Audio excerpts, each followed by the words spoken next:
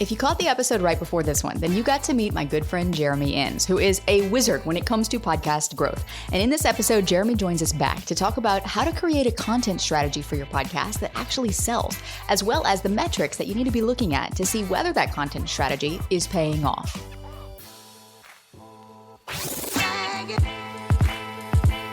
Welcome to Insider Secrets to a Top 100 podcast.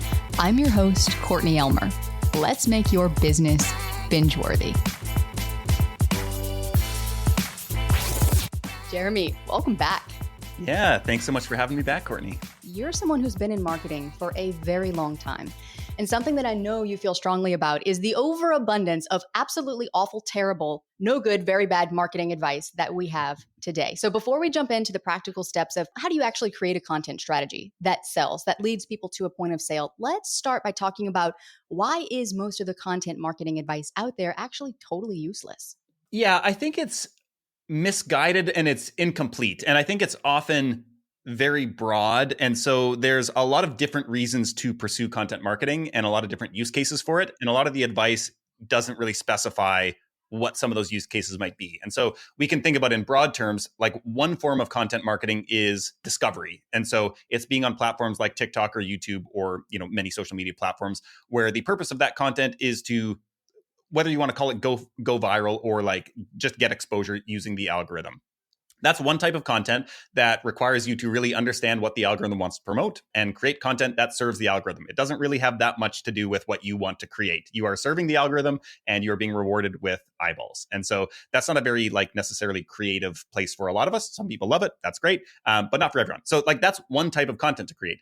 Another type of content is long form podcasts or 10,000 word blog posts or essays or whatever it is. Those might be very valuable in your overall business content marketing strategy, but they are totally different from 30-second short form video clips. And so I think that this is part of the problem with content marketing advice is that people just kind of assume that the same rules apply to any kind of content that they're creating. And so nothing is really optimized to do any kind of specific job. And so that's kind of at the root of it. And then I think more recently, we've gotten into this other problem where a lot of content marketing advice is actually, I wouldn't even call it content marketing advice anymore, but it's become like creator content advice. Essentially, the incentives are different for a creator for what they should post online versus what a business owner should post online. And a lot of business owners get sucked in to creating content like creators when that actually isn't what's going to get them sales, customers, and clients. And so I think at the kind of like core of this is as a creator, you are incentivized to get as many views as possible so that you can sell that for ad impressions on whatever platform that might be. And so you are incentivized to give away everything, like to make it as sensational as possible, to give away all the information that other people are gatekeeping. And so one great way to make a name as a creator is to say, hey, this person sells a $5,000 course on this topic. I'm going to give away everything that they teach you for free on YouTube in this 4-hour-long video. And that video is probably going to get millions of views. And now they've undercut your whole business because they are incentivized in their business model to give away everything. And you actually can't run your business by doing that. And so business owners need to find a different way to approach content than creators. And I think most people don't actually understand that these are two very different things. Yeah, key point. And also keeping in mind that a lot of our audience does have a business. There are also those here who want to start a business. They may have a podcast already, but they're trying to figure out what that offer looks like and their business plan. There are others who ultimately want to turn the podcast into a business. So what do you make of this advice? And how do we then begin to distill it so that we can then take the next step into actually building a content strategy that will lead listeners to a point of sale if you have a business, or that will help you grow an audience so that you can then monetize it if you're trying to monetize your podcast through more traditional means? Yeah, I think it starts with understanding what are you trying to build here? And this is something that a lot of pure creatives or creators, however people want to think about themselves, don't like thinking about business model, but you actually have to think about this because it will dictate what type of content you're going to create. Essentially, if you're selling ads through your content, this is a publishing business model, which has existed for centuries. And so, okay, it's the same as newspapers 100 years ago. And it's we need to get a lot of eyeballs on this thing so that we can sell ads or so that YouTube can insert ads or whatever it is. And so the game that we are playing now is as many eyeballs as possible so that we have more ad inventory and more impressions. And so that matters a lot when you're thinking about your content strategy, because what you might want to create might not lend itself to millions of views. And so now you might need to think, okay, well, for the content I want to create, if I want that business model, I need to create different content. Or if I want to create this content, I need to think about a different business model. And so now you're at this decision point where it's kind of like, okay, there's probably a way to do this, but I need to make some hard decisions about this, that, and go in clear-eyed. And so that might mean, okay, I'm actually going to go more niche, but with a specific audience that is high value. So I don't need a huge audience to sell my own sponsorships to, some company that's really going to align with this audience. They got a high ticket product. And so they don't need to sell that many in order to make back their investment with me. And so I can build an audience of a few thousand people and, make 6 figures a year or whatever. And like, that's certainly doable. Versus, other kinds of content. If you're in like a mass market kind of space, it's like, yeah, you basically need in podcasting probably tens of thousands of downloads an episode to have a go at it. In more kind of like open spaces like the health and wellness space, it's hard to go too niche there because there's just so many options for advertisers. So there's kind of this like understanding of your industry, and then there's an understanding of like, what is the business I'm trying to build, and then how does that impact my content, and how do these things all align? So that's kind of like the creator side of things. And then I think if you're more on the business owner side of things, where you're looking at, okay, I've got a product or service already that I'm trying to get people back to, it depends again on like, what is the product or service? And I think probably like you and I would assume most people listening to this are some kind of like knowledge workers. There are like people who teach courses, coaches, consultants, where kind of like what you are selling to people is your expertise. And so a lot of times we are taught through content marketing general rhetoric to like teach what you know and give away everything that you know, and the people who value it will pay for it. And I am increasingly skeptical that this is true. And I also think that like there's this phrase that information wants to be free. And so it's like you can come up with whatever revolutionary ideas, and somebody is going to have the same idea, or you're going to teach somebody that and they're going to start teaching it to somebody else. And that is not a defensible kind of position to be in. And so where I've kind of landed more recently is the best thing for business owners is to use our free content to highlight our kind of key messaging points and our key frameworks without teaching directly. And so we want to like look for opportunities where we can like almost present examples of our methodology at work rather than teaching the methodology in a structured way through our free content. That's what we say for the paid stuff. But in the podcast, in the YouTube channel, in the newsletter, in our social media content, it's more just like offering up these proof points that, hey, this thing I've been telling you to approach this problem this way, like here's another example of why this works. Yeah. It's so refreshing to hear you say this, honestly, because for a lot of people, there's so much confusion that gets created, first of all, because they're following someone that's saying, for example, I have someone on social media that I respect. She's done amazing in that space. She coaches social media and she says, don't gatekeep, give everything away. They're going to buy your stuff. And so then if you were to take that message and then apply it to the podcasting space, where to your point, it's like if you have a business that, you're trying to protect your IP, you ultimately want people to buy your program. You're not trying to gatekeep everything or turn your podcast into a sales pitch. You want it to still be valuable. But also, if we were to apply that don't gatekeep strategy to a podcast, it wouldn't be effective at selling, not as much as it is in the other context of which that is being taught. So going back to what we even touched on in the episode right before this one, and Jeremy, you said it, like context is so important. So let's say someone is getting clearer now on the type of model that they have and the role that their podcast plays within that model. What would the next step then be to actually start thinking ahead and creating a content strategy that isn't just good content, but that also is effective at moving listeners to wherever it is you ultimately want them to go? There's 2 things that I would consider in this phase. And so the first is, we talked in the previous episode about like a show concept. And I think that the right show concept eliminates any need to think about your content strategy. And so if we think about like I stumbled into the model that I now teach with my show called Roast My Podcast, which it doesn't show up anywhere like that, but maybe once this is live, it will. So it's currently mine and my co-host Justin. It's on YouTube.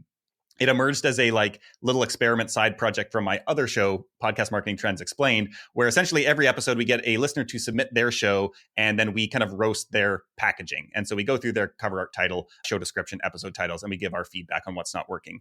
And what I realized as we got further into the show is that all of my existing clients watched the show and they loved it and they commented on it and they would say things to me like, oh, this concept that you taught me about like finally made sense. Like I knew it intellectually from a conceptual standpoint, but now I have this external example of it. And now maybe you've given me 5 different external examples of this. So, and maybe it's an idea like creating a compelling show concept, which is something that I just like never shut up about. And it's the thing that I work with almost everybody to get in place for their show. And so that's a hard thing, that it's hard to just come up with an interesting show concept. And so you need examples. And so then, once I started hearing this from people, I was like, oh, this is interesting. Like, you always assume that your content marketing is for your top of funnel to get people aware of you, and then they become clients and they probably stop consuming your content. But here, my existing clients were as excited or even more excited than my general audience from this free content I was putting out. And I realized, like, oh, this is this interesting loop. And I started to think of it as this like infinity loop, which is what I call it now. And so thinking about this, where like the show concept, basically every episode, somebody submits a show. I don't really think about content strategies, just like, oh, another show that we plop into this framework. And this highlights all of the key messaging. Everything that I talk about, everything that I teach will show up eventually in this kind of show concept that I have. And so we've now roasted 25 shows. I've gotten a chance to basically talk about all the things that I help people with, but in a more tangible way that has a real like practical example that people can see it in action, rather than saying like, oh, so here's this concept about like this thing, and like here's all the rules you need to know about it, whatever. Like, that's good to know, but in terms of education, I feel like you need the concept and you also need a bunch of examples. And so this kind of format actually helps you just present examples infinitely, where we're never going to run out of people submitting their shows for us to roast. And so that's going to give me infinite opportunities to talk about all these key things that I want to get people aligned with when it comes to creating and marketing their shows. So I think that this is like one of the big superpowers for like when you're thinking about creating a show that both attracts people but also converts them into clients and customers. Yes, those visuals are so key. Also, I would be curious to know what's your take for someone who feels like, well, maybe I don't have something like that I can do, right? Where I can audit something online, or where I can actually give someone a visual of what I'm trying to teach. And maybe for those who have shows where the experience is more personal, we have someone right now who is really working with people through healing trauma, which tends to be a much more inward journey and personal journey. So what do you recommend for shows like that? But is there anything else that you would recommend to kind of fill in that space for the visual side of it? Yeah. So I think anybody who works with people one-on-one, like live coaching or as close as you can get to that, are the ultimate sales machines. And so essentially, I think what we mistake as people who are experts and who help people learn something or improve their lives in some way, or their businesses or whatever it is we there's this idea of like teaching, that we need to show people that we can teach them something, when really I think what is more useful as a sales tool and also as a like helpful content channel is showing people how our brains work. And so I did this randomly a bunch of times in different launch sales campaigns, where I would like workshop something live and put a video, send it out to the email list. And those got people to buy like nothing else. And it takes a lot of confidence to do it. Like, you need to be able to know that you can deliver on the thing. But I think what this shows, unlike anything else, is that, oh, this person knows what they're doing, and I can see the thought process behind everything. And so like part of the beauty of my show with my co-host Justin is that we go in sight unseen to the show and we react to it. And so people can see in real time of like, okay, this is making me feel this way, and this is how, like, it's not scripted. And so I think with a show that is more about like coaching or, trauma or something like that, if you can get people, and this is a very sensitive topic here, so you might not be able to, if you can get people to anonymously, share these conversations, that now people get to see what that experience is like, and they get to understand what is it like to work with this person. They get this try before you buy experience, where they can see how you empathize with the person, the types of questions that you ask, your demeanor, all of these things that are actually very important for earning the sale from the person, because they have all these emotional holdups that are keeping them from buying. It's not necessarily that like your offer doesn't make sense to them. They're like, what's it going to feel like once I'm alone with that person and I've signed up and I now have to like go through, unearth my trauma again and go back through that. Like, that is a big risk to anybody. And so if we can de-risk that by showing, hey, here's what the process is, it's not as scary as you think it is, and I'm somebody you can trust, like, that's what we need to communicate in our content. Not that we know these like principles of working through trauma, like those are going to come through, but the more important thing is communicating like the type of experience that it's going to be. And so in this case, it could be doing live coaching if you have clients who are willing to do it. But I've also seen people do this with role playing and like bringing somebody in who's a colleague or something like that and working through what this might look like and being upfront that like, this is not a real session, but this is how we go through the process. And like this time we're going to go through different scenarios in every episode. And this could even be like a short run series. This could be like a 12 episode series that you could have. And that might be a super valuable kind of sales enablement tool rather than like an ongoing content piece. And imagine the depth of trust that will get built in them witnessing something like that, which we all know is a prerequisite for a sale. They have to trust you first. They might like you, they might know you, but they've got to trust you before they hand over their credit card to you. So this is really, I love these examples, Jeremy, because I think we can all visualize ourselves actually creating content that does this for our audience, which in turn will help our audience see themselves in the work that we do, which is the key. So I want to pivot here a little bit with you because this is another important point that I want to touch on, which I know you're someone who loves data and you love to actually look at what is the data telling us.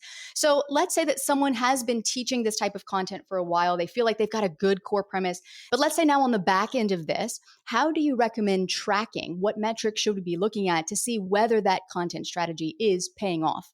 Quite literally. I mean, this is so hard in podcasting. The easiest, or I shouldn't say the easiest. I mean, easy and it's semi-reliable is to just do post-purchase surveys. And so there's a couple ways you can do this. So when somebody signs up, whether that's like a digital product or they sign up to work with you, I mean, if they work with you one-on-one, you can just ask them this, like, hey, did you ever listen to the podcast or, consume my other content? A lot of times people will ask the question, like, where did you first hear about me? Which is a useful question, but I actually prefer, I'll ask both questions a lot of times. Where did you first hear about me? And then a multiple select checkbox question, which is like, which of the following have you engaged with? And they can check YouTube, the podcast, newsletter, Instagram. And now oh, all four of these channels have contributed to this sale. It's not like anyone of just the podcast did it. And I think that this is what you often find is like people who become clients and customers, like it isn't any one thing that got them to buy. It's the accumulation over time of a bunch of different things. And I think that this is where it's also helpful for me. I've had two conversations about this actually today and thinking about like, without going on a big rant here, I'm a huge fan of this methodology called jobs to be done. And it's this idea essentially that people hire, historically it was about products to do jobs for them. And so we like hire a Big Mac to do a very specific job for us that is different from what we might hire a Whopper for or go to barbecue for. Think about like Snickers' whole campaign around like Snickers satisfies the hunger thing. That is a jobs to be done based approach to marketing because Snickers does something different than a different candy bar than Milky Way. It's like you don't choose the same candy bar at the same time. And so I think about this for marketing and our going to a higher level of content marketing of thinking about like, okay, my podcast does a different job for my business than my Instagram does. And my newsletter does a different job for my business than my podcast or Instagram or LinkedIn does. And thinking about like, okay, the podcast is never going to be as hooky, as like short form or pithy as I can be on Instagram. And maybe that's a good thing. Maybe I'm always going to expect that the podcast is really for the like bottom 5% of people who make it like almost to that bottom of the funnel where they're ready to buy. And it's the people who've already spent a lot of time with me elsewhere. I might even assume that like maybe nobody is going to start listening to my podcast until they've already been in my ecosystem 2 years. And like then they finally discover the podcast. And that's where they build up that critical mass of like time spent with me and my content. And that's what gets them to buy. And that's a very different conversation that I'm going to be having on that show versus somebody who just came into my orbit a month ago. And that's where, we're going to nurture them through email and on social media. And so I think getting clear on like what are these different platforms doing allows them all to complement each other better. And then you can start to think like, okay, maybe my Instagram is not really my nurture kind of in relationship platform. That's just, I'm going to go to be as viral as possible. Like I'm not really starting conversations or anything there. That's just like pure virality on Instagram.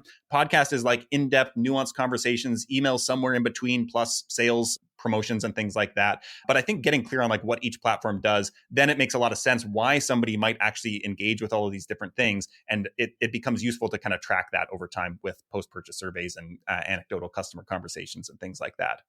Yeah. And going back to what we said earlier about context, like you said, understand all the touch points that they have with you. We're so often taught, like, okay, find the one and then double down on the one. But it's not just one in most cases. And in most cases, someone does have to spend a lot of time in your ecosystem before they are ready to make a purchasing decision. So how beautiful that you could have multiple platforms that are actually working in your favor without having to really find like which one is the right one, which one do I need to be spending the most time on. So Jeremy, as we wrap up this conversation, I have one question for you that I am just curious to hear your personal take on, given the evolution that you've seen through the podcasting industry in the past, and also the future of podcasting that you think we will likely see in the future. If there was one thing that you could change about the industry to better support creators, what would that be? Ooh, man. I mean, there's all these structural limitations around data. Spotify's and Apple to some extent. And I mean, YouTube's going to, I think, put their finger pretty heavily on the scale soon. So I think we will actually get a lot more data soonish. That is one thing that would be really beneficial for creators, because I think it's been really easy to be ignorant and put our heads in the sand and assume that things are great with our shows and that, you know, our packaging is great and all these metrics are great when they're actually not. And if we had data to look at, and now we're starting to get more of it, we can see, oh, my average consumption rate is only 55%. And oh, my conversion rate from like impressions in Spotify to the people who listen is only 2%. Oh, like that now shows us exactly what is wrong with our shows. Our listeners have told us. And so I think that that's something that is coming. But other than that, I think it's just this acknowledgement that we've kind of spoken about a little bit already, that like this is hard. I think with YouTube, something that you see, and I think about this for like writers as well, it seems like most other creative platforms have this built-in acknowledgement that this is a really, really hard thing that you're doing, and you need to be truly world-class in order to build an audience. And so you talk about like any YouTuber knows, like you just need to obsess about thumbnails, episode titles, video titles, whatever you want to call it, and that you like need to put in so much work. And I think like part of this, I think Mr. Beast has done a great service to YouTubers by being so transparent about the insane level of obsession of like putting in thousands, tens of thousands of hours just studying and cataloging videos, studying like, what is the shade of blue in this video? Like, what is the layouts of these frames? Like breaking down and analyzing videos by every conceivable metric, him and his friends. I think like that has done a lot of good for people to know, oh, that's what it takes to be the best at this platform. And not that everybody needs to be the best, but you can say, okay, well, if that's how much work it takes to be the best, I kind of want to be in the top 10%. So I don't need to do that much, but I still need to do a lot of work. And I know what the work is. I don't think that's really transparent in podcasting. I don't think most people know what the work is. And so that's something that I think part of me wishes more download data was public so that we could see shows that look fancy like are actually struggling and that your show isn't actually doing that much worse than them. But also when we look at emulating other shows, understanding like, okay, what are the shows that are really doing well? And then like, what are those people doing that has actually led to that success, or what have they done that has led to that success? And almost anybody you talk to, it is a lot of grinding one-to-one work, building relationships with people, like doing cross promos every single week on every single episode of their show. Like there's not really a secret to it other than do a lot of work and do it consistently. Yeah. And also with that data and with that transparency, to be able to better understand the nuance between podcasts, because there are so many different types of podcasts that it's I have not found yet one true apples to apples comparison. Yeah. And so for some people, it's like, well, I've got this niche podcast and I think I need to be bringing in 1 million downloads. Like, no, you don't. And you won't, because that's not possible for the type of show that you have. So having this data and having this transparency, I think I agree, will take us one step further in that direction. And then, for those of us like you in the industry who then can actually take that data and then show, now how do we apply it? Just this new Spotify analytics, you broke that down so well, that is where we're actually going to get value from any new platform rollouts or analytics or transparent numbers that we might see in the future. So Jeremy, thank you for the honesty that you've brought to this conversation today, for the transparency with which you have shared. I so appreciate you and value the work that you are doing in this space.